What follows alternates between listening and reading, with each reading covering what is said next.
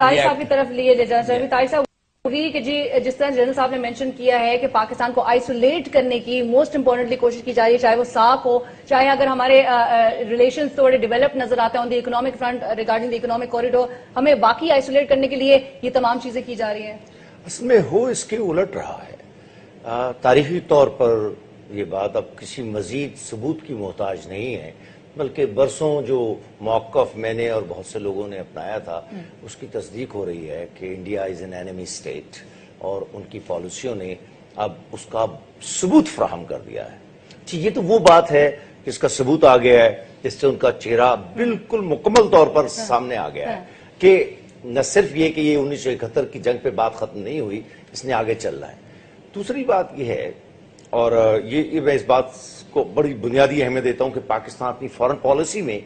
اس نقطے کو کبھی فراموش نہ کرے کہ انڈیا ایک دشمن ریاست ہے. اس کے بعد مذاکرات کر رہے ہیں, آپ نے پہلے شناخت ہو جائے, پہلے تعین ہو جائے کہ آپ کس سے بات کر رہے ہیں, اس کے بعد آپ اس سے بے شک محبت کے ساتھ بات کر لیں, کچھ کر لیں, لیکن نقطہ یہی رہنا چاہیے. ایک دوسری بات یہ ہے کہ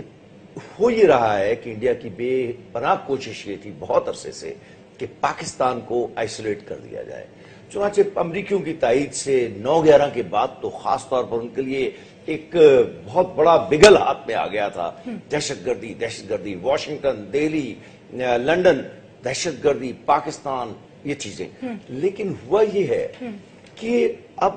جبکہ افغانستان کا مسئلہ حل کے کہیں قریب پہنچنے والا ہے, تو بھارت کے لیے صورتحال قطعاً یکسر مختلف ہو گئی ہے.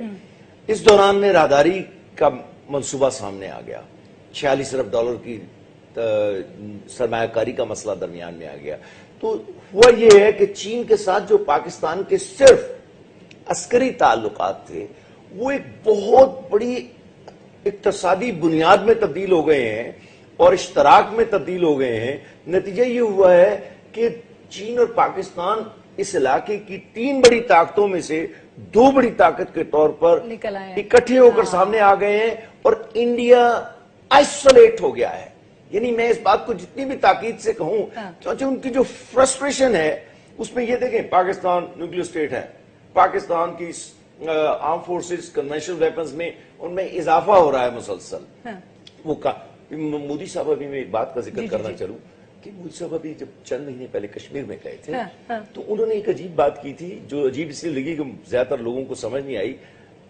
ہم تو نواز شریف کی پالیسی کے مطابق ان کی تقریب میں شرکت کرنے ہندوستان گئے تھے, نواز شریف صاحب کی بھی خواہش یہ تھی کہ تعلقات ٹھیک ہو جائیں, لیکن انہوں نے کشمیر میں جا کر کہا اپنے پہلے دورے میں کہ چونکہ پاکستان کنونشنل ویپنز کے میدان میں ہمارا مقابلہ نہیں کر سکتا, اس لیے وہ دہشت گردی کے ذریعے بھارت کو تباہ کرنے کی کوشش کر رہا ہے اور خراب کرنے کی کوشش کر رہا ہے. سوچیں وہ پالیسی جو کہ اصل میں فارن آفس کی طرف سے بھی ان کے آئی ہوئی تھی اور چل رہی تھی, لیکن سشما سوراج نے تو اس بات کو بالکل کھول کر رکھ دیا. اس نے کہا کہ جو